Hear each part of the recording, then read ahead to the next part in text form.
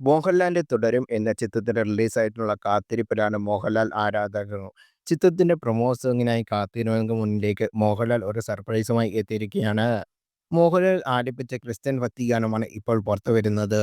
'വ്യാകുല മാതാവേ' എന്ന ഗാനത്തിന് ഈണം നൽകിയിരിക്കുന്നത് സ്റ്റീഫൻ ദേവസിയാണ്. പ്രഭവർമ്മയുടെ വരികൾ. ഈസ്റ്ററിന്റെ വിശുദ്ധ വാരത്തിലാണ് കന്യാമരിയുടെ ത്യാഗത്തെക്കുറിച്ച് ഓർക്കുന്ന ഈ ഗാനം എത്തിയിരിക്കുന്നത്. സിനിമയിലും പുറത്തും നേരത്തെ മോഹൻലാൽ പാട്ട് പാടിയിട്ടുണ്ട്. മലയാളികളുടെ പ്രിയപ്പെട്ട പാട്ടുകളുടെ കൂട്ടത്തിൽ അവയിൽ പലതും ഇടം പിടിച്ചിട്ടുമുണ്ട്.